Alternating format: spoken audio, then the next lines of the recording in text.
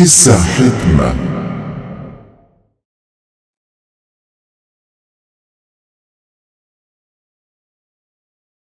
Adalah kisah seorang nelayan dengan seorang pelayan pimpinan wilayah pada saat itu di wilayah Irak.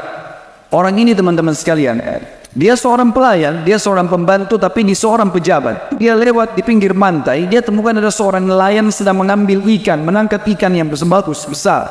Karena dia seorang pelayan tapi di toko masyarakat, dia anggap dirinya punya kedudukan. Dia lihat ikan tersebut lalu dia minta secara paksa, bukan dibeli. Dia bilang, berikan ikan itu kepada saya. Kata si nelayan, saya nggak bisa berikan ikan ini, saya ingin jual karena saya butuh untuk memberikan makan keluarga saya pada hari ini. Tapi dia rupanya memukul si nelayan dengan cara keras, kemudian mengambil ikan itu secara paksa. Dibawalah ikan tersebut. Dia menceritakan dirinya dalam kisah ini. Pada saat dia bilang saya membawa ikan tersebut, ikan ini tadinya terlihat sudah tergeletak seakan-akan mati. Waktu saya memegangnya, saya mengira ikan itu mati.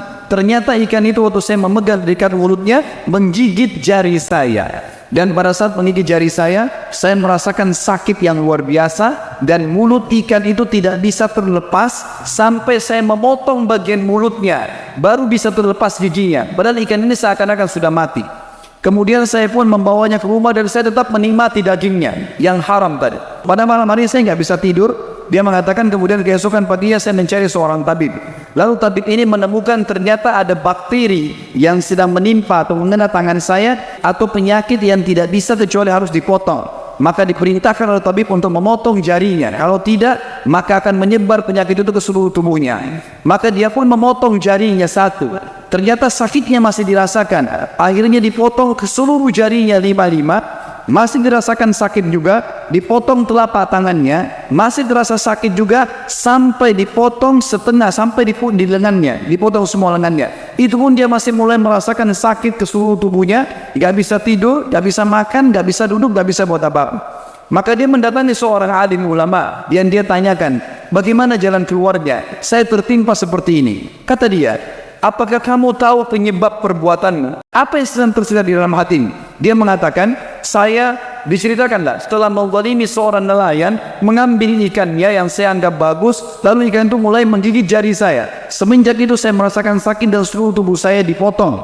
Dia sampai tangan lengannya. Maka orang alim ini mengatakan, pergilah kepada nelayan tersebut, cari dan minta kehalalannya. Maka dikejarlah. Dia cari seluruh penjuru kota, dikeliling, tidak ditemukan sampai 1 minggu. Setelah sepekan dia jalan, ditemukan orang tersebut lagi di pinggir jalan menjual ikan. Maka dia tiba-tiba datang tersungkur di kaki dan mengatakan, Tuan, maafkan saya. Nelayan ini sudah lupa, tidak tahu siapa orang ini. Lalu dia mengatakan, siapa kamu? Dia bilang, saya si fulan yang beberapa bulan yang lalu sempat mengambil ikan.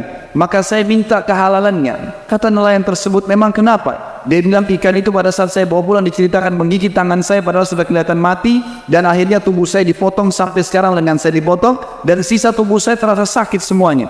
Halalkanlah. Maka nelayan tersebut menangis karena hatinya lunak, mengatakan, saya sudah memaafkanmu. Kata orang ini, begitu dia mengucapkan saya memaafkanmu, tiba-tiba seluruh sakitnya hilang.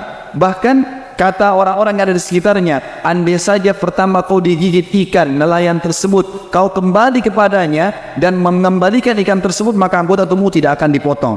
Akhirnya dia pun bertanya kepada nelayan ini, mengatakan sebagai penutup kisah kita, apakah kau sempat mendoakan sesuatu keburukan untukku pada saat saya mengambil ikanmu? Dia mengatakan, iya. Saya mengatakan, wahai Zat yang telah menjadikan rezekiku hari ini ikan itu, dia telah mengambil secara zalim, maka hukumlah dengan caramu. Maka Allah subhanahu wa ta'ala pun menghukum dengan cara ini. Saudaraku seiman, kita manusia lemah, tidak punya apa-apa. Jangan pernah menikmati dan mengambil hak orang lain.